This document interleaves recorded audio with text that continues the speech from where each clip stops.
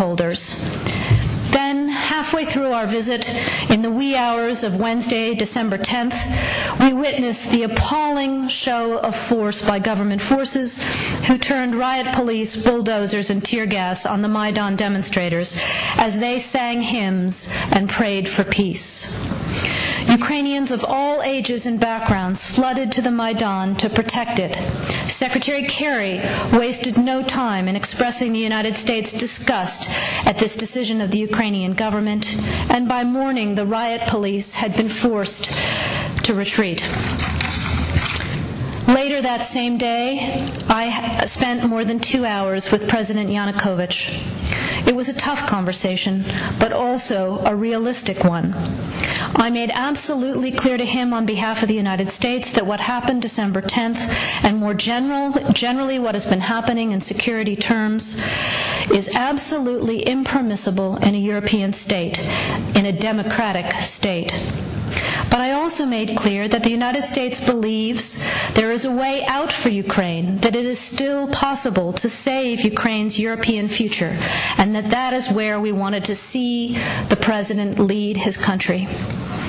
And that was going to require immediate steps to de-escalate the security situation and immediate political steps to end the crisis and get Ukraine back into a conversation with Europe and with the International Monetary Fund.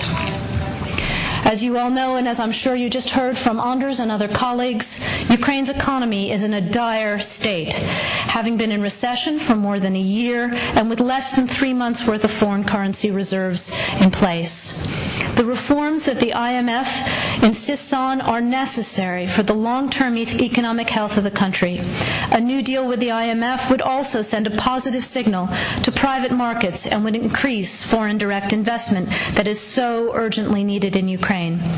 Signing the association agreement with the EU would also put Ukraine on a path to strengthening the sort of stable and predictable business environment that investors require. There is no other path that would bring Ukraine back to long-term political stability and economic growth.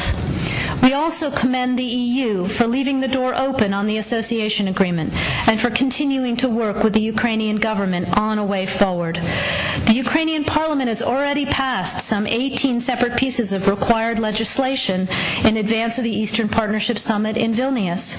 Although that was a missed opportunity, it would be a huge shame to see 5 years' worth of work and preparation go to waste if the AA is not signed in the near future. So it is time to finish the job.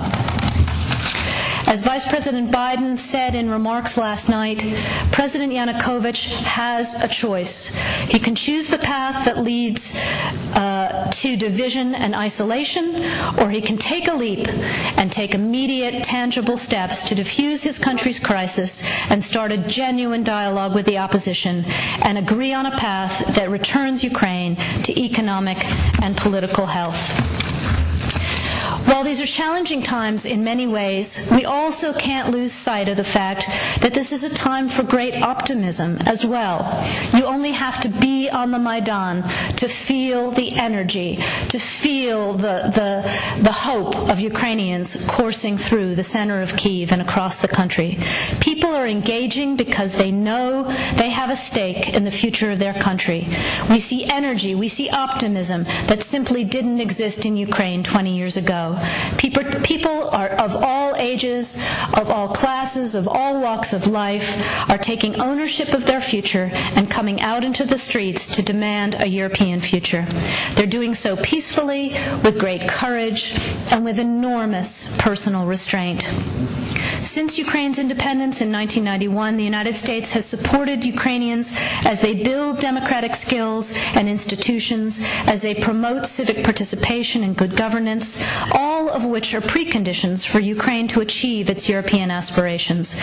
We've invested over $5 billion to assist Ukraine in these and other goals that will ensure a secure and prosperous and democratic Ukraine. Today, there are senior officials in the Ukrainian government, in the business community, as well as in the opposition, civil society, and the religious community who believe in this democratic and European future for their country. And they've been working hard to move their country and their president in the right direction.